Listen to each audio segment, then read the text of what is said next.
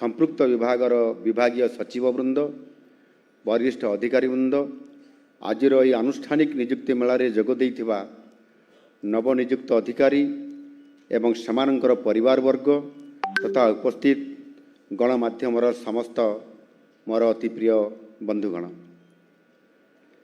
समृद्ध और विकसित ओडिशा गठनर अंशविशेष सेवाकू जाउतबा समस्त नवनियुक्त को मोर आंतरिक अभिनंदन एवं शुभेच्छा। आज ठारू आपण मानकर जीवन रे एक नुआ अध्याय जोड़ी हेबा पई जाउछि। आपण मानकर परिवार वर्ग एवं गुरुजन मानकर त्याग तपस्या स्वप्न आज मध्य साकार आज होइछि। निजर कठिन परिश्रम तथा पितामाता तथा ईश्वर आशीर्वाद आपण आज आपण मानक समस्त को आज ये सुजोग मध्य प्राप्त होइछि। आज ठारू आपण माने ओडिशा सरकारंकर विभिन्न गुरुत्वपूर्ण विभाग रे शामिल होई राज्यर विकास यात्रा को एक नूतन दिग देवा पे जाउछंती। आशा करुछि आगामी दिन में आपण माने ईश्वर प्रदत्त यही सुजोग को सदुपयोग करी निज निजर दायित्व संपूर्ण निष्ठार सहित तुलेइबे। सरकारी नियुक्ति केवल खाली पदवी पूरणर एक प्रक्रिया नुहे बरं यह प्रशासन को सशक्त करने सहित सुशासन एवं नागरिक मानक द्रुत और उन्नत मानर जनसेवा प्रदान करने ताकू सुनिश्चित करने ये दिगरे एक गुरुत्वपूर्ण आपण मानकर विनियोग हब। आमर मूल लक्ष्य हेउछि एक समृद्ध समावेशी एवं आत्मनिर्भरशील ओडिशा गठन करिबा जोठारे विकासर सुफल प्रत्येक अंचल और प्रत्येक नागरिक पाखरे जेभली भाव सीधा सड़क भाव पहुँची पार 2036 सुधा समृद्ध ओडिशा गठन एवं 2047 सुधा यशस्वी प्रधानमंत्री नरेंद्र मोदी जी परिकल्पित विकसित भारतर ग्रोथ इंजिन हवा ये स्वप्न बा ये आशा बा ये संकल्प रखी आम ओडिशा यही स्वप्न को साकार करने स्वच्छ एवं सुदृढ़ प्रशासन एवं दक्ष श्रृंखलित और सेवा मनोभाव संपन्न अधिकारी और कर्मचारी बहु आवश्यकता रही। यशस्वी प्रधानमंत्री श्री नरेंद्र मोदी जी मार्गदर्शन में विकसित भारत गठनर संकल्प आज सारा देश में युवशक्ति एक नूतन सुजोग एवं संभावना ये सृष्टि करिछि। प्रधानमंत्री दिग्दर्शन सरकारी सेवा युववर्गर अंशग्रहण को सुनिश्चित करने एवं जो व्यापक नियुक्ति अभियान करने आम सरकार आसिबा पूर्वर संकल्प नहीं घोषणा पत्र रे स्वतंत्रता देइथिले आ सेही अभियान को संपूर्णतार सहित आंतरिकतार सहित आगे नहीं काम करने आम सरकार यथार्थता प्रतिपादन कर आसुअछंती। राज्यर युव समाज को दिया जाइतवा प्रतिश्रुति आम आज स्वच्छतार सहित दक्षतार सहित योग्यता भित्तिक और नियमित सरकारी नियुक्ति प्रदान करवा आम सरकार जोटा सबुठारु प्राथमिकता थिला ताकू आज आम सहजरे संपादन करुछु। आम सरकार आसिबा परे यह आमर 16तम नियुक्ति मेला अर्थात आपण माने समस्ते मने पकांतु यह पूर्वर आज जमती आपण माने एठी बसी एक नियुक्ति मेलार उपस्थित रही खुशी रे आनंद रे विभोर है निजर परिवार वर्गंकर सहित जो स्वप्न देखिथिले दिने सेथिपाई परिवार आशीर्वाद सहित महाप्रभु जगन्नाथंकर आशीर्वाद सहित सांग साथींकर शुभेच्छा सहित आज सफल हो पारिछंती। यही भली भाव में आहरी 15टी नियुक्ति मेला या पूर्वर हो सारी आज हूँ 16तम नियुक्ति मेला आज आम विशेष करी 9टी विभाग में 1326 जन को नियुक्ति प्रदान आज आपण मान को आम सरकार करुछंती। 2024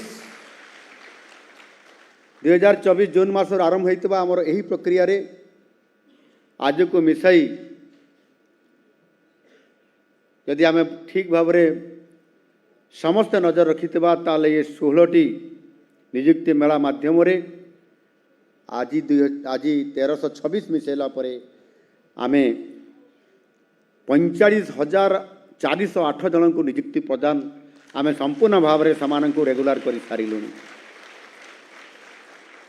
2 वर्ष भितर मात्र आउ गोटे मास 2 मास भी अतिक्रांत ही नहीं 45,000 रु अधिक नियुक्ति प्रदान करिबा एवं आम प्रतिश्रुति को पूर्ण मात्रा पालन करिबा ये होउछि कथा दे कथा रखिबा सरकार आ ये होउछि लोकंकर सरकार एवं आपण मानकर सरकार राज्यर प्रशासनिक व्यवस्था को सुदृढ़ करिबा मोर नाम तुषारकांत किबड़ी भाव में सफल करा जाई पारिबो एवं प्रत्येक योजना को किबड़ी भाव में तृणमूल स्तर में पहुँचा जाई पारिबो आ सेथिपाई सबुबले आवश्यकता हुए दक्ष मानव संबल एवं दक्ष मानव संबलर जो बड़ आवश्यकता अच्छी ताहा धीरे धीरे आज ये 16टी नियुक्ति मेला माध्यम पूरण होबार लगी आज गृह निर्माण और नगर उन्नयन विभाग पंचायत राज पानीय जल विभाग शक्ति विभाग कृषि और कृषक सशक्तिकरण विभाग स्वास्थ्य एवं परिवार कल्याण विभाग मत्स्य और प्राणी संपद विभाग क्रीड़ा और युव सेवा विभाग दक्षता विकास और वैषयिक शिक्षा विभाग एवं अबकारी विभाग में मोट 1326 जन को नवनियुक्त कर्मचारी और अधिकारी हिसाब से आज आम सरकार ग्रहण कले एवं आज आप सरकार कर्मचारी हिसाब से अधिकारी हिसाब से योगदान करने जाउछंती। आज यही नियुक्ति मेलार गृह निर्माण और नगर उन्नयन विभाग जनस्वास्थ्य यांत्रिक सेवा क्याडर रे 364 जन कनिष्ठ जंत्री सिविल आपण को नियुक्ति पत्र प्रदान करा जायछि। ये विभाग नुआकरी दायित्व नेउतबा कनिष्ठ जंत्री ओडिशार विभिन्न पौरांचल सुजल SUJL एवं अमृत AMRUT मिशन अधीन 24/7 24/7 विशुद्ध पानीय जल जोगाण व्यवस्थार परिचालना और संप्रसारण दायित्व आपण माने तुलेबे एवं समस्त को पानीय जल लोकों घर को पहुँचेबे। प्रत्येक शहरी परिवार को निरविच्छिन्न विशुद्ध पानीय जल जगे देवा पाई pipeline networking water treatment plant WTP और जल संरचनार निर्माण कार्य आपण मानकर तत्वावधान रे एणिकी कार्य संपादन सुचारू रूपे संपन्न होगापी जाऊँगी। से ही पंचायत राज पानीय जल विभाग एक गुरुत्वपूर्ण विभाग राज्यर ग्रामांचल अर्थनीति भित्तिभूमिर विकास दारिद्र्य दूरीकरण और तृणमूल स्तर विभिन्न जनकल्याणमूलक योजनार सफल रूपायन में बहुत बड़ गोटे गुरुत्वपूर्ण भूमिका आउ अवदान रही आसी अछि। माननीय पंचायत राज विभाग मंत्री महोदय ये आपण मानकर पाखरे तांकर अभिभाषण भी रखिले सुंदर भाव में आपण मानकर पाखरे कथा रखिले जहाँ मते आमर उपमुख्यमंत्री कहूतिले आज रवि बाबू तो छक्का मारिदेले तांको भाषण रे बोली एवं ये विभाग निश्चित भाव में अति गुरुत्वपूर्ण एवं ये गुरुत्वपूर्ण विभाग रे छक्का मारिबा द्वारा निश्चित भाव में मु आशा करी जो माने ये विभाग दायित्व तुलाउछंती बेसिकली आपण माने मध्य लोक माननकु सेवा देवारे छक्का मारिबे। ग्रामांचल मौलिक भित्तिभूमि विकास और समस्त ग्राम को पाइप जगे शुद्ध पानीय जल जोगाण कार्य को त्वरान्वित करने यही विभाग में 361 जन कनिष्ठ जंत्री सिविल को नियुक्ति दि जाए। कौ माने अच्छा हाथ टेकिबे कि जोरदार करताड़ी स्वागत करवा। धन्यवाद। गाँ गुड़िक सुदृढ़ अभ्यंतरण रास्ता पंचायत गृह ग्रामीण परिमल व्यवस्था जनकल्याणकारी योजनार भित्तिभूमि एवं निरविच्छिन्न भाव में पानीय जल पाइप जगे जगै देवा एवं समयबद्ध गुणात्मक निर्माण को सुनिश्चित करने ये काम होउछि जंत्री मानकर सबुठारु गुरुत्वपूर्ण और मुख्य कार्य। आम सरकार आसंता 2027 डिसेम्बर सुधा सबु ग्राम को पानीय जल जगे देवाई मनस्थ करिसेंती मिशन पावर माध्यम रे। सरकार जो मिशन पावर नहीं ये मिशन पावर रो बड़ भूमिका होची पंचायत राज एवं पानीय जल विभाग एवं ग्राम उन्नयन विभाग पावर पीओ पावर माने होची पावर जहाँ केवीजी तांकर दायित्व रे आज तुलौछंती। पावर रो डब्ल्यूए होची वाटर वाटर माने पानीय जल पहुँचेबा समस्त हर घर नल जल घरे घरे पानीय जल पाइप जगे पहुँचेबा एवं आर होची पावर रो रोड माने रास्ता ताहा किबड़ी भाव में समस्त घर को पहुँचब केवल गाँ को नुह बस्ती की नुह जदि बस्ती बाहर भी जो 2-3 घर अच्छी ता पाखे रास्ता पहुँची पारि नाही ताहले ये पहुँचेबा दायित्व होची पंचायत राज विभाग आउ सेथिपाई आज साकार करने ये मिशन पावर को आगू नापी जो गुरु दायित्व दि जाइए ता निश्चित भाव में साकार हम आपण मानकर माध्यम रे। आज यही नियुक्ति मेलार शक्ति विभाग अधीन में 12 जन कनिष्ठ जंत्री इलेक्ट्रिकल एवं Odisha hydro power corporation limited OHPC 228 जन ट्रेनिंग नियुक्ति आज सुजोग पाई। शक्ति विभाग रे यही नवनियुक्त अधिकारी योगदान द्वारा राज्यर जलविद्युत उत्पादन व्यवस्था को अधिक मजबूत हो पार। आमर से हीराकुद हाइड्रो कथा कहते आमर से भौणी कौन ना से काम करने निष्पत्ति नहीं समृद्धि शक्ति समृद्धि ये डायलॉग तांकर थिला प्रथम रे मु आमर शक्ति मंत्री को मु अनौथली सेते बेले जे शक्ति समृद्धि आउ ये समृद्ध ओडिशा 2036 आमर संकल्प को पूरा करिवो। सही बड़े कृषि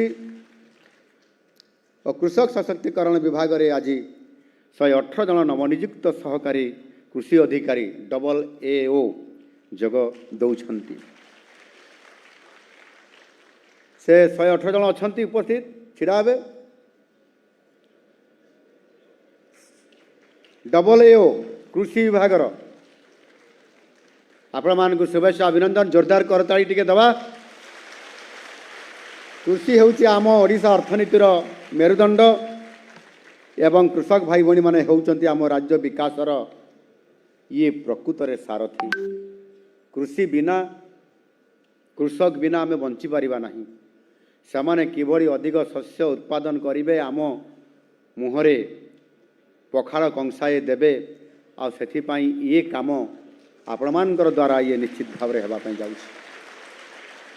आपण मानकर एई नूतन यात्रा केवल एक चाकरी नुहे बरं राज्यर अन्नदातांकर सेवा करिवार एक परम एवं पवित्र कर्तव्य। आपण मानकर निष्ठा आंतरिकता एवं वैषयिक दक्षता बल ओडिशार कृषि क्षेत्र में एक सकारात्मक परिवर्तन आसिबो बोली मोर दृढ़ विश्वास एवं आशा। सेहीपरि स्वास्थ्य एवं परिवार कल्याण विभाग अधीन में राज्यर विभिन्न सरकारी मेडिकल कॉलेजर बोर्ड स्पेशलिटी विभाग मानकर नवनियुक्त 111 जन सहकारी प्राध्यापकों को नियुक्ति दि जाइछि। आमर अछंती 111 जन असिस्टेंट प्रोफेसर हाथ टेकिले देखिबा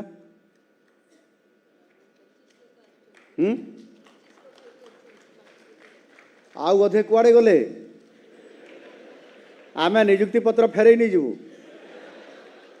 एते बड़ पवित्र दिन खुशीर दिन माहौल जीवनर बोधे सबुठारु एटा गोटे विशेष मुहूर्त हाँ कि नहीं कुआड़े गले आहरी 100 जन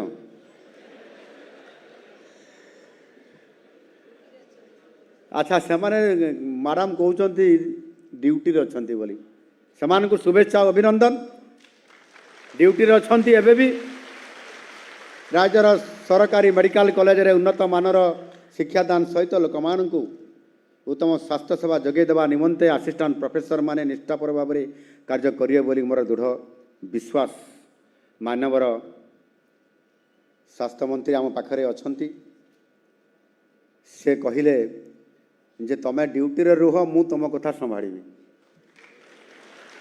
आउ जणे रोगी गोटे मुहूर्त भी बंचिबा केते कष्ट आपण माने जानिछंती आउ सेथि पई हुए तो निश्चित भाव में ड्यूटी करवा सबुठारु बड़ श्रेष्ठ काम एवं इमरजेंसी काम आ सेथि पई से ड्यूटी रे थिबा अछंती यह अत्यंत खुशीर विषय जे कंधमाल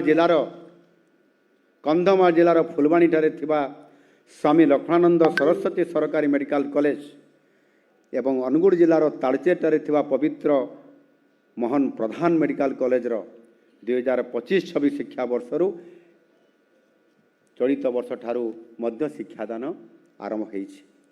यह द्वारा राज्यर सरकारी मेडिकल कॉलेजर संख्या आगु थिला 12 एबे जोड़ी हला 2 केते हला 14 पाइछ जोड़ी होइछि एवं राज्यर 14टी सरकारी मेडिकल कॉलेज रे एमबीबीएस सीट संख्या मध्य बढ़ी मानवर आमर मंत्री प्रत्यक्ष दायित्व रे मोठार ऑर्डर नेला परे 1800 को मध्य वृद्धि करिवारे सहायक होई पारिछंती।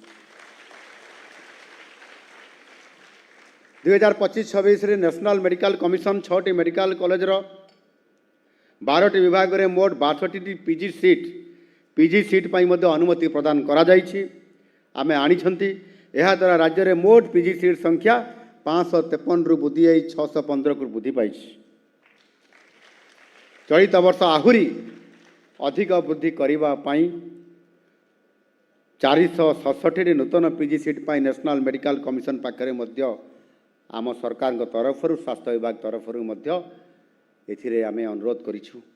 स्वास्थ्य सेवा को अधिक व्यापक करबा पाई आगामी वर्ष रे 4टी जिल्ला रे ओडिशार ढेंकानाल भद्रक जगतसिंहपुर एवं ता सहित नवरंगपुर जिल्ला रे 4टी मेडिकल कॉलेज खोलिबा पाई निष्पत्ति मध्य आम सरकार तरफ निया जाइछि। बजेट रे मध्य सेति पाई स्वतंत्र प्रावधान रखा जाइछि एवं ये 4टी मेडिकल कॉलेज एवं हॉस्पिटल रो गोटे नवरंगपुर जिल्ला रे मध्य तार शुभारंभ दिया सरिछि ता काम मध्य वर्तमान आरंभ हो जाइछि। मत्स्य प्राणी संपद विकास विभाग अधीन रे योगदान करुवा 15 जन कनिष्ठ जंत्री सिविल और 71 जन प्राणीधन निरीक्षकों को नियुक्ति दिया जाइछि। अछंती हाथ टेकिले भले कि गणुछंती आमर मत्स्य प्राणी संपद मंत्री किए आबसेंट रहिले ताको पाई टिके जोरदार करताली टिके हो। ग्रामांचल लोकों को जीविका जोगै देबा एवं समान को आर्थिक उन्नति एवं पशुपालन कुकुड़ा चाष माछ चाष एक अत्यंत गुरुत्वपूर्ण ये क्षेत्र अटे। आम सरकार ग्रामांचल लोकमानकर जीवन जीविका को सुदृढ़ करिया पाई अनेक जनकल्याणकारी योजना माध्यम रे निरंतर ये उद्यम को जारी रखिछंती। एही समस्त योजनार सुफल प्रकृत हिताधिकारी पाखरे पहुँचेबा दायित्व होउची आपण मानकर। निकटरे उपराष्ट्रपति महोदय आसीथिले ओडिशा को एक डीप सी मिशन माछ गभीर समुद्र डीप फिश मिशन ये माध्यम आसिकी सेठी जातीय स्तर रे कार्यक्रम रे शुभ उद्घाटन करी आम ओडिशा जाइछंती। एणु ओडिशा को जेतिकी प्राधान्य आज दिया जाउछि ये विभाग जेतिकी प्राधान्य दिया जाउछि जेटी को मध्य उन्नत मानर केंद्र हिसाब से पणत करने स्वतंत्रता दिया जाइछि। केंद्र सहायता मध्य आसीछि। एणु निश्चित भाव में ये काम को संपूर्ण भाव में यथार्थता प्रतिपादन करी आपण मानकर माध्यम रे दक्षता उत्तरदायित्व अंगीकारबद्धतार परिचय दे ग्रामांचल लोकंकर उन्नति साधन करने सह राज्यर विकास रे अंशीदार हेबे बोली मोर दृढ़ विश्वास रही। से भली क्रीड़ा युवसेवा विभाग अधीन राज्यर क्रीड़ा भित्तिभूमि सर्वांगीन विकास तथा तृणमूल स्तर प्रतिभा चिन्हट कर समान को अंतर्जातीय स्तर पर्यंत प्रस्तुत करने उद्देश्य ओडिशा सरकार पक्ष एक बड़ पदक्षेप ग्रहण करा जाइछि। दीर्घ 10 वर्षर व्यवधान पर सुव्यवस्थित चयन प्रक्रिया माध्यम 14टी विभिन्न क्रीड़ा श्रृंखल 26 जन सुदक्ष प्रशिक्षक कोच को राज्य सरकार नियुक्ति देइछंती। विशेष करके महिला सशक्तिकरण को गुरुत्व दे यही नियुक्ति रे 9 जन महिला प्रशिक्षकों को मध्य सामिल करा जाइछि। यही निष्पत्ति ओडिशा को एक प्रमुख क्रीड़ा हब भाव में पणत करने दिगरे सरकार प्रतिबद्धता को प्रमाणित करुछि। यही नूतन कोच मानकर योगदान आम राज्य में क्रीड़ा परिवेश रे निश्चित रूपे एक नूतन उत्साह उद्दीपना सृष्टि कर आमर क्रीड़ा कोच मैंने आसी ना हाथ टेकिले हाँ अच्छा सेपटे टे अभिनंदन शुभेच्छा देवा करताली माध्यम दक्षता विकास और वैषयिक शिक्षा विभाग अधीन ओडिशा सरकारी शिल्प तालीम अनुष्ठान रे 10 जन नवनियुक्त प्रशिक्षकों को नियुक्ति दि जाइछि। सेमानकर एही योगदान सारा राज्य में वैषयिक शिक्षार व्यवस्था को आहुरी किभଳି भाବରେ सुदृढ़ करिब एक माइलखुंड साब्यस्त होगापी जाउछि। वर्ल्ड स्किल सेंटर आम ओडिशा रे प्रतिष्ठित अछि। आईटीआई गुड़िक आज बहुत सक्रियतार सहित से माने काम करुचंती। टाटा कंपनी कोलाबोरेशन रे सहायता रे सेमानकर दक्षता को वृद्धि करा जाउछि, स्किलिंग करा जाउछि। वर्ल्ड स्किल सेंटर माध्यम रे बड़ सौभाग्यर कथा आम ओडिशा ये क्षेत्र में भारत वर्ष रे अग्रणी भूमिका निभाउछि। गत वर्ष फ्रांस रो लियन शहर को आम पिला माने जाइथिले कंपटीशन रे भाग नबा पई एवं मेडल नेकी आसिले फ्रांस रु विश्व स्तरीय प्रतियोगिता रे। चलित वर्ष नुआ दिल्ली रे नेशनल कंपटीशन रे भाग नबा पई आम पिला माने जाइथिले एवं आहुरी बड़ सौभाग्यर कथा जे सेमानक भितर 57 जन मेडल निकरी आसिले एवं नेशनल चैंपियन निकरी आसिले ओडिशा पई गोटे गर्व आनीदेले। एवं सेमाने चलित वर्ष चाइना को जीवे विश्व स्तरीय ये प्रतियोगिता रे भाग नबा पई ये दक्षता विकास और वैषयिक शिक्षा दृष्टिकोण आज आमे जो नवनियुक्त प्रशिक्षकों को नियुक्ति देइचु तांकर ये बड़ भूमिका निश्चित भाव में रहिबो जे समान को किभଳି भाव में आहुरी आगु को दृढ़ एवं दक्षतार सहित काम करी आगु को नेबा पई। अबकारी विभाग में 10 जन उप निरीक्षकों को नियुक्ति मिली। विभाग में जड़े दायित्व संपन्न अबकारी उपनिरीक्षक भावे आपण मानकर योगदान सुशासन प्रतिष्ठा एवं विशेष करके राजस्व संग्रह योगदान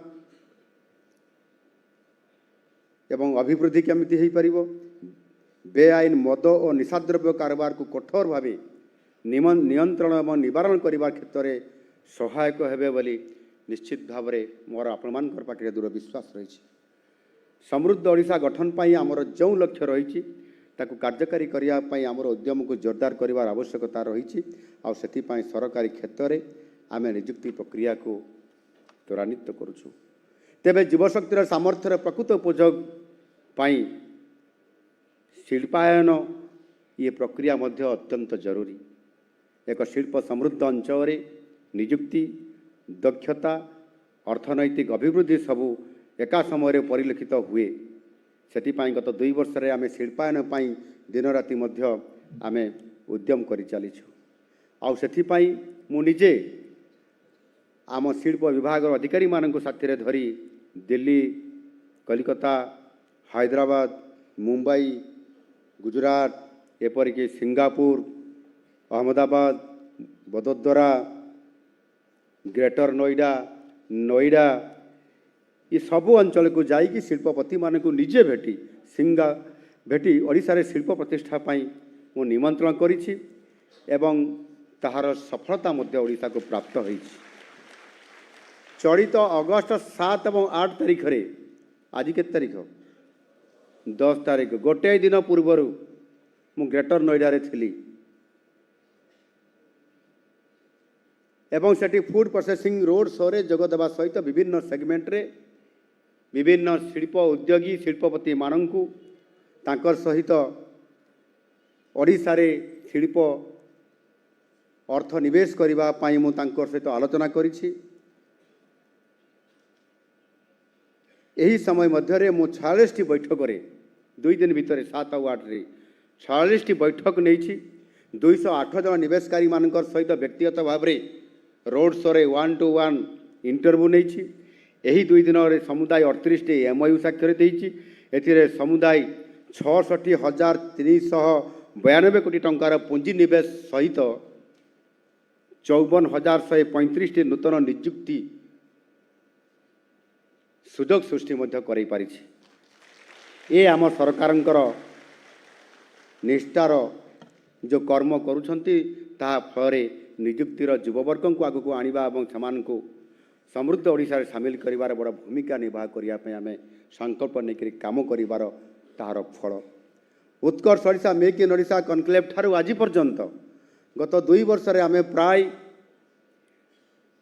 ଇନଭେଷ୍ଟମେଣ୍ଟ ଓଡ଼ିଶାକୁ ଆଣିବାରେ ମାନନୀୟ ଯଶସ୍ୱୀ ପ୍ରଧାନମନ୍ତ୍ରୀ ନରେନ୍ଦ୍ର ମୋଦିଜୀଙ୍କର ଯେଉଁ ସଂକଳ୍ପ ଓଡ଼ିଶା ପାଇଁ ତାଙ୍କର ଭଲ ପାଇବା ଏବଂ ପୂର୍ବୋଦୟର ପରିକଳ୍ପନା କରିବା ଏ ସମସ୍ତଙ୍କୁ ପାଥେଇ କରି ନିରନ୍ତର ଏହି ଉଦ୍ୟମ ଫଳରେ ଆମ ଓଡ଼ିଶାକୁ ରେକର୍ଡ ପରିମାଣର ଅର୍ଥ 21 ଲକ୍ଷ କୋଟି ଟଙ୍କାର ନିବେଶ ପ୍ରସ୍ତାବ ଆମେ ପାଇଛନ୍ତି ଏବଂ 20 ଲକ୍ଷ ନିଯୁକ୍ତିର ସୁଯୋଗ ମଧ୍ୟ ସୃଷ୍ଟି କରାଇବାକୁ ଆମେ ସକ୍ଷମ ହୋଇପାରିଛନ୍ତି। 20 ଲକ୍ଷ ନିଯୁକ୍ତି ଏ ନିଶ୍ଚିତ ଭାବରେ ଗୋଟେ ଗୁରୁତ୍ୱପୂର୍ଣ୍ଣ ଆଉ ତାକୁ ଆମେ ସାକାର କରିବା ପାଇଁ ଯାଉଛନ୍ତି। ବର୍ତ୍ତମାନ ସୁଦ୍ଧା ଆମେ 3.5 ଲକ୍ଷ କୋଟି ଟଙ୍କାର 152ଟି ପ୍ରକଳ୍ପର ଉଦ୍ଘାଟନ ଶିଳାନ୍ୟାସ କରିଛୁ। ଏହାଦ୍ୱାରା 2,50,000 ଯୁବକ ଯୁବତୀଙ୍କର ପାଇଁ ନିଯୁକ୍ତି ସୃଷ୍ଟି ମଧ୍ୟ ଆମେ ସୁନିଶ୍ଚିତ କରିସାରିଛୁ।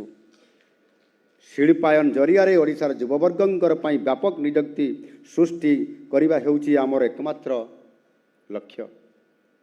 କାରଣ ଯୁବବର୍ଗ ହିଁ ଆମର ଭବିଷ୍ୟତ ସମୃଦ୍ଧ ଓଡ଼ିଶାର ସାରଥୀ। ଆମ ଶିଳ୍ପାୟନ ପ୍ରକ୍ରିୟାକୁ ଆମେ ସମାବେଶୀ କରୁଛୁ, ଅର୍ଥାତ୍ ଗୋଟିଏ ଜିଲ୍ଲାରେ ଗୋଟିଏ ଅଞ୍ଚଳରେ ସୀମିତ ନ ରଖି 30 ଜିଲ୍ଲାରେ କିଭଳି ଭାବରେ ଶିଳ୍ପ ପ୍ରତିଷ୍ଠା ହୋଇପାରିବ, ଶିଳ୍ପାୟନ ହୋଇପାରିବ। ଆଉ ସେଥିପାଇଁ ଯେଉଁଠି ବି ଅନୁନ୍ନତ ଅଞ୍ଚଳ ଅଛି, ଯେଉଁଠି ସୀମାବର୍ତ୍ତୀ ଜିଲ୍ଲାଗୁଡ଼ିକ ଅଛି, ସେଥିରେ ମଧ୍ୟ ଏକ ସ୍ୱତନ୍ତ୍ରତା ଦେଇ ଥ୍ରଷ୍ଟ ଏରିଆ ଭାବେ ଆମେ ଗ୍ରହଣ କରିକରି ଆମେ କାର୍ଯ୍ୟକ୍ରମ ଆରମ୍ଭ କରିଛନ୍ତି। ଏବେ ଶିଳ୍ପ ଜରିଆରେ ନିଯୁକ୍ତି ପାଇଁ ଆମର ଉଦ୍ୟମ ସଫଳ ହେବା ଆରମ୍ଭ ହୋଇଛି। ଲକ୍ଷ ଲକ୍ଷ ଯୁବକ ଯୁବତୀ ନିଯୁକ୍ତି ପାଇବା ଆରମ୍ଭ କରିଛନ୍ତି। ଧୀରେ ଧୀରେ ଏ ପ୍ରକ୍ରିୟାକୁ ଆହୁରି ଆମେ ବ୍ୟାପକ କରିବା ପାଇଁ ଯାଉଛନ୍ତି। ଓଡ଼ିଶାର ପ୍ରତ୍ୟେକ ଜିଲ୍ଲାରେ ଶିଳ୍ପ କେନ୍ଦ୍ର ଗଢ଼ି ଉଠିବ। ଯେଉଁ ଦାଦନ ସମସ୍ୟା ଆମେ ଦେଖୁଛୁ ତାହା ଦୂର ହେବା ସହିତ ଯେଉଁ ପିଲାମାନେ ଏଇଠୁ ପାଠ ପଢ଼ି ଡିଗ୍ରୀ ହାସଲ କରି ଦକ୍ଷତା ପ୍ରତିପାଦନ କରି ସ୍କିଲ୍ ଡେଭଲପ୍ କରିକିରି ଏଠି ତା'ର ଇଣ୍ଡଷ୍ଟ୍ରି ନଥିବା କାରଣରୁ ଆମେ ସମସ୍ତେ ଅନ୍ୟ ରାଜ୍ୟକୁ ଯାଉଥିଲେ ଚାକିରି କରିବା ପାଇଁ, ଜବ୍ କରିବା ପାଇଁ, ଏମ୍ପ୍ଲୟ ହେବା ପାଇଁ ମାଇଗ୍ରେସନ୍ ମାଧ୍ୟମରେ। ଆଜି ସମୟ ପରିବର୍ତ୍ତନ ହୋଇଛି, ନୂଆ ସରକାର ଆସିଛି, ଲୋକଙ୍କର ସରକାର ଆସିଛି ଏବଂ ଯୁବବର୍ଗଙ୍କୁ ଆଗକୁ ଆଣିବା ପାଇଁ ତାଙ୍କର ଭବିଷ୍ୟତ ସହିତ ସମୃଦ୍ଧ ଓଡ଼ିଶା ବନାଇବା ପାଇଁ ସେହି ଯୁବକମାନେ ଆଜି ସମୟ ଯେତେବେଳେ ପରିବର୍ତ୍ତନ ହୋଇଛି, ଓଡ଼ିଶାରେ ଯେତେବେଳେ ଶିଳ୍ପ ଆଜି ଆସି ପହଞ୍ଚିଛି, ଯେଉଁମାନେ ମାଇଗ୍ରେସନ୍ ହୋଇକରି ଅନ୍ୟ ରାଜ୍ୟକୁ ଯାଉଥିଲେ ଆଜି ରିଭର୍ସ ମାଇଗ୍ରେସନ୍ ହୋଇକରି ପୁଣି ଓଡ଼ିଶାକୁ ଆସିବା ପାଇଁ ମଧ୍ୟ ଏ ପ୍ରକ୍ରିୟାକରଣ ଆରମ୍ଭ ହୋଇଯାଇଛି। ରିଭର୍ସ ମାଇଗ୍ରେସନ୍ ଇଏ ନିଶ୍ଚିତ ଭାବରେ ମୁଁ ସମୟ ଅଭାବ ଅଛି, କିନ୍ତୁ ଆପଣମାନଙ୍କୁ ଗୋଟିଏ ଉଦାହରଣ ଦେଇପାରେ। ଖୋର୍ଦ୍ଧାରେ ଏଇଠି ଆମର ଭୁବନେଶ୍ୱରରୁ ମାତ୍ର 10 କିଲୋମିଟର ଦୂରରେ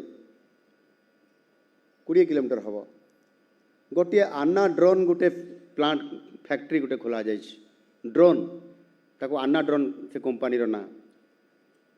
ଯେତେବେଳେ ଅପରେସନ୍ ସିନ୍ଦୁର ହେଇଥିଲା ଜାଣିଥିବେ ସମସ୍ତେ, ଅପରେସନ୍ ସିନ୍ଦୁର ସମୟରେ ଡ୍ରୋନ୍ର ଆବଶ୍ୟକତା ହେଉଥିଲା ଏକା ସହିତ 4 ପଟେ ଆକ୍ରମଣ କରିବା ପାଇଁ ଭାରତ ପାକିସ୍ତାନ ଉପରେ।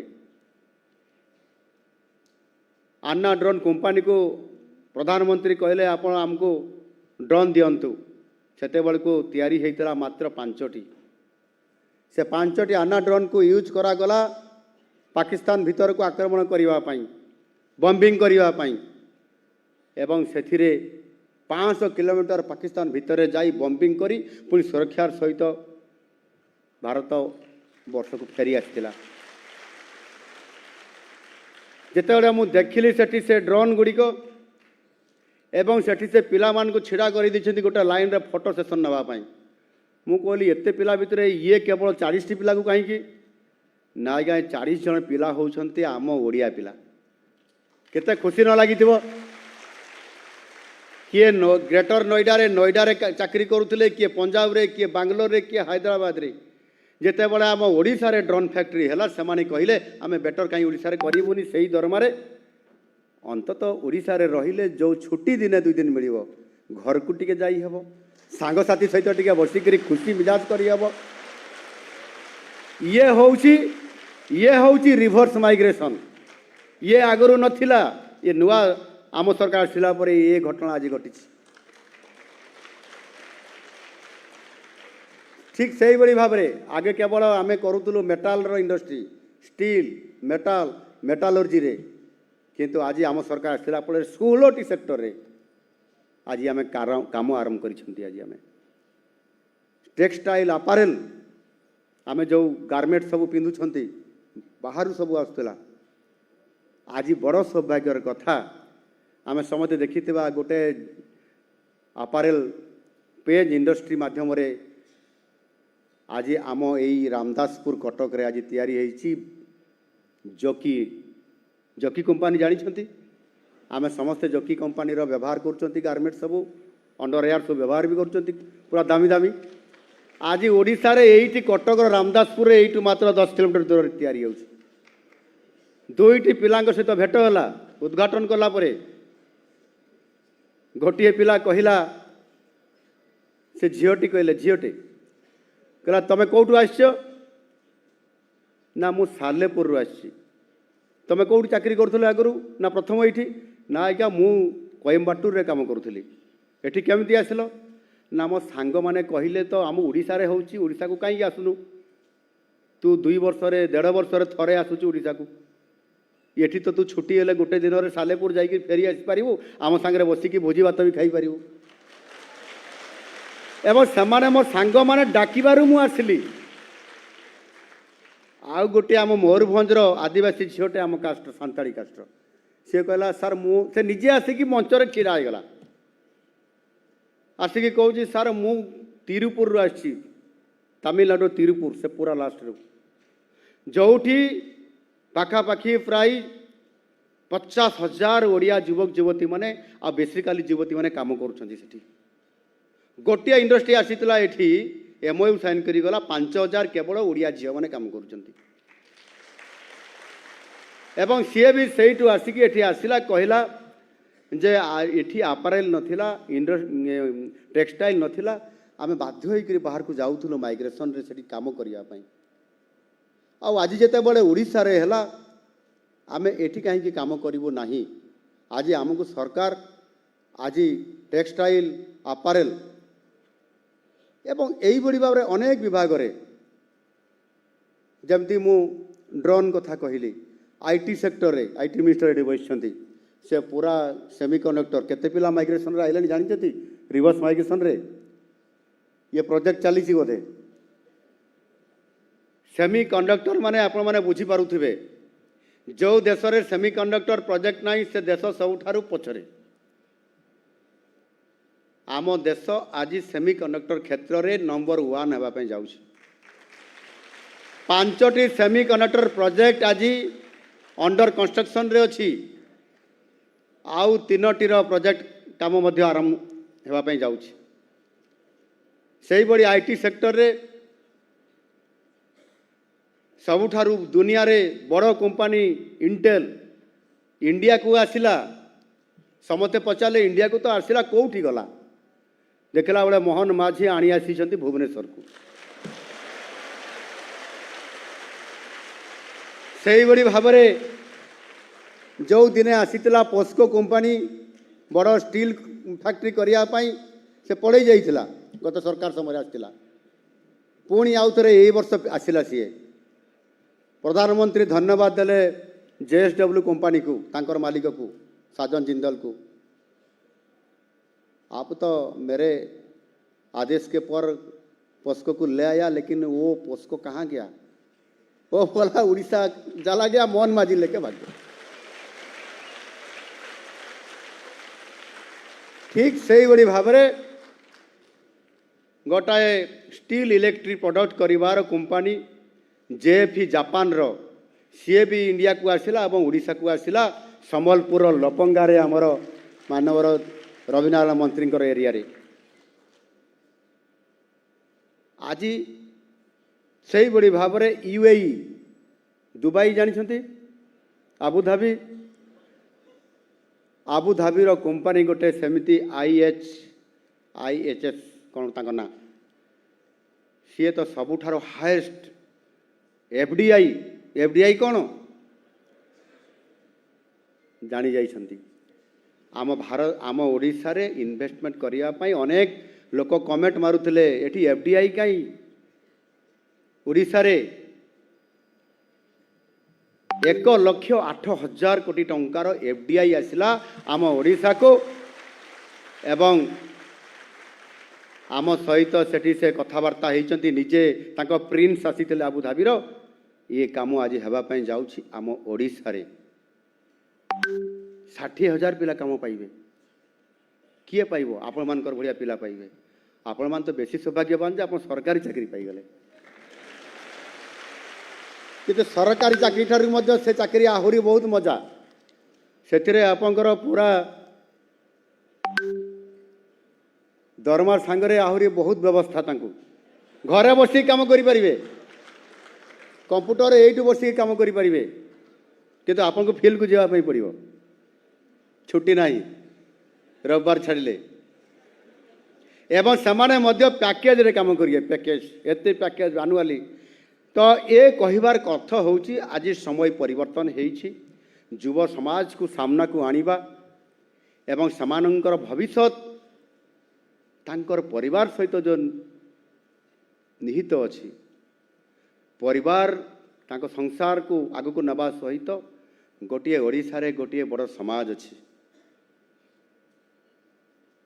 ଏବଂ ଓଡ଼ିଶାର ଲୋକମାନଙ୍କୁ ସେବା ପହଞ୍ଚାଇବା ସହିତ ଆମେ ମଧ୍ୟ ଆମ ପରିବାରକୁ ଆଗକୁ ବଢ଼େଇବା, ଏ ପ୍ରକାରର ବଡ଼ ସଂକଳ୍ପ ନେଇକରି ଆମେ ସମସ୍ତେ ଆମ ସରକାରରେ, ଲୋକଙ୍କ ସରକାରରେ ଯେଉଁ କଥା ଦେଇକରି ଆମ ସରକାର ଆସିଥିଲେ ତାକୁ ନିର୍ବାହ କରିବା। ଆଉ 16ଟି ନିଯୁକ୍ତି ମେଳାରେ ଆଜି 46,000ରୁ ଅଧିକ ସରକାରୀ ନିଯୁକ୍ତି ପ୍ରଦାନ କରିବା ସହିତ 40,000ରୁ ଅଧିକ ପ୍ରାଇଭେଟ ସ୍ତରରେ ଶିଳ୍ପରେ ନିଯୁକ୍ତି ଦେବା ସହିତ ଆହୁରି 10 ଲକ୍ଷ କୋଟି ଟଙ୍କାର ପ୍ରୋଜେକ୍ଟକୁ ଆମେ ଆପ୍ରୁଭାଲ ଦେଇଛୁ, ଯେଉଁଥିରେ 5 ଲକ୍ଷ ଯୁବକ ଯୁବତୀ ନିଯୁକ୍ତି ପାଇବା ପାଇଁ ସୁନିଶ୍ଚିତ ହୋଇଛନ୍ତି। ଆଗାମୀ ଖୁବ୍ କମ୍ ଦିନ ଭିତରେ ପାଇବା ପାଇଁ ଯାଉଛନ୍ତି। ଏ କଥା ଦେଇ କଥା ରଖିବା ସରକାର ଆଗକୁ କରୁଛନ୍ତି। ଏଣୁ ନିଶ୍ଚିତ ଭାବରେ ଏଥିରେ ମୁଁ ଆପଣମାନଙ୍କୁ କହିବା ପାଇଁ ଚାହୁଁଛି ଯେ ଶିଳ୍ପାୟନ ଏବଂ ନିଯୁକ୍ତି କ୍ଷେତ୍ରରେ, ସରକାରୀ ନିଯୁକ୍ତି କ୍ଷେତ୍ରରେ ମଧ୍ୟ ମ୍ୟାନ୍ ପାୱାରକୁ, ମାନବ ସମ୍ବଳର ବୃଦ୍ଧି, ସରକାରୀ କ୍ଷେତ୍ରରେ ଆମର ଯେଉଁ ବିରାଟ ବଜେଟ୍ ତିଆରି ହେଉଛି, ଆମ ବଜେଟ୍ର କେତେ ବଜେଟ୍ ଏ ବର୍ଷ ଜାଣିଛନ୍ତି? ବଜେଟ୍ ଆଡ଼କୁ ଧ୍ୟାନ ନାହିଁ। ଆପଣମାନେ ଇଣ୍ଟରଭ୍ୟୁରେ ସବୁ ମାନେ ବେଶୀ ସମୟ ଦେଉଥିଲେ। 3,10,000 କୋଟି ଟଙ୍କାର ये जो बजेट, ये बजेट्रे आमे सबुठारू कैपिटल एक्सपेंडिचर हिसाब रे भित्तिभूमि को गुरुत्व देइछु। आउ सेतिरे 6.5 हार रे समुदाय 72,000 कोटी टंका खर्च करुछंती। ये टंका खर्च होबो केमिति? किए करिवो? का माध्यम रे हेबो? अनेक समय डिपार्टमेंट रो हेड कहउचंती सचिव माने हमर स्टाफ नाहंती, आमर इंजीनियर नाहंती, आमर अधिकारी नाहंती, क्या नहीं करी आम करूँ? गोटाए गोटाए सचिवों को 4टी लेखा विभाग, जड़े जड़े अधिकारी जेई को तार स्टेशन थी गोटे बालेश्वर आ गोटे मयूरभंज आ गोटे केउझर, से कौ दिन कौटी काम कर? ये प्रकार अनेक अभाव समस्या थिबा सत्वे मध्य आज आम सरकार अंटा भिड़ी छिड़ा होती।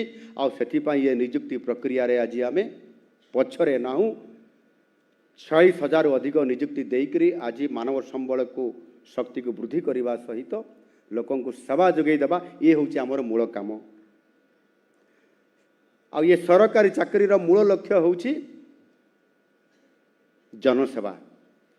आपण माने निजुक्ति केवल गोटे जीविका रोजगार किंबा खाली पदवी नुहे, बरं यह जनसाधारण सेवा करने सरकार द्वारा प्रदत्त एक आनुष्ठानिक दायित्व मात्र। नागरिकर समस्या और अभियोग समय ବଦ୍ଧ ସମାଧାନ କରିବା ଆପଣମାନଙ୍କର ସମସ୍ତଙ୍କର ନୈତିକ କର୍ତ୍ତବ୍ୟ। ଜନସାଧାରଣ ଯେତେବେଳେ କୌଣସି ସମସ୍ୟା ନେଇ ଆପଣଙ୍କ ପାଖକୁ ଆସିବେ, ଯେତେବେଳେ ଶାସନର ମୁଖ୍ୟ ଚେହେରା ଭାବେ ସେମାନଙ୍କର ସମସ୍ୟାକୁ ଶୁଣିବା, ତୁରନ୍ତ ପଦକ୍ଷେପ ନେବା, ଇଏ ହେଉଛି ପ୍ରକୃତ ଜନସେବା। ମନେ ରଖନ୍ତୁ, ସରକାରୀ ସେବାରେ ସଫଳତା ପଦବୀ ଦ୍ୱାରା ମପାଯାଏ ନାହିଁ, ବରଂ ନାଗରିକଙ୍କର ଜୀବନରେ ଆପଣ କି ପରିବର୍ତ୍ତନ ଆଣିପାରୁଛନ୍ତି, କେତେ ରିଅଲ୍ ଟାଇମ୍ ଭିତରେ ତାର କାମଟି କରିଦେଇ ପାରୁଛନ୍ତି, ସେଇଦିନ ହିଁ ସେ ଲୋକଟି ଆପଣଙ୍କୁ ପ୍ରଶଂସା କରେ, ବାବୁ ଭାରି ବଢ଼ିଆ ଲୋକ, ସପ୍ତାହ ଭିତରେ କାମ ହେଇଯିବ କହିଥିଲେ, ସପ୍ତାହ ଭିତରେ କାମ କରିକିରି ବଡ଼ ଖୁସିରେ ଆମକୁ ବିଦା କରିଲେ, ବହୁତ ଭଲ ଲୋକ। ଏଇ ଯେଉଁ ସମ୍ମାନ ଟିକକ ଆପଣମାନଙ୍କର ପାଖରେ ପହଞ୍ଚି ପାରିବ।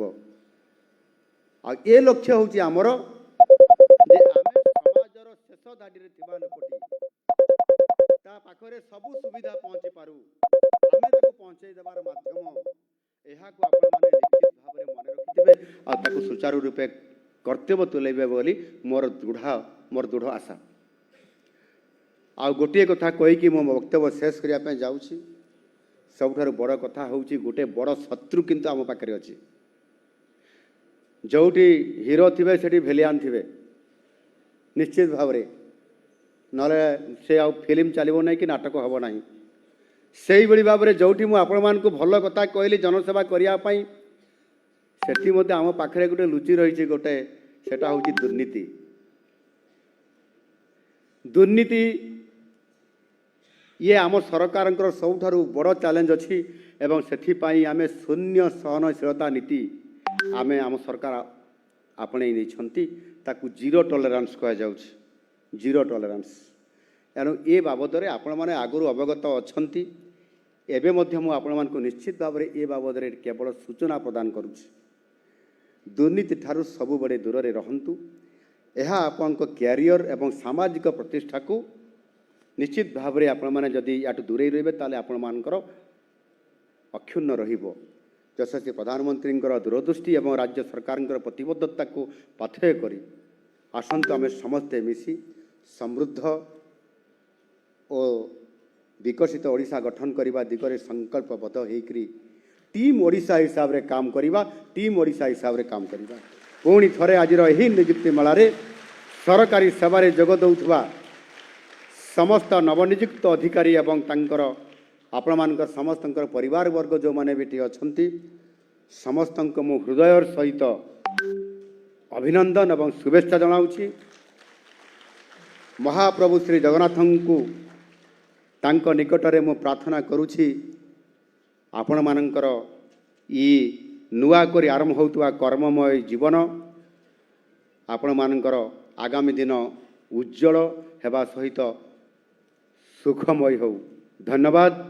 ଭାରତ ମାତା କି ଜୟ। ବନ୍ଦେ ଉତ୍କଳ ଜନନୀ। ଜୟ ଜଗନ୍ନାଥ।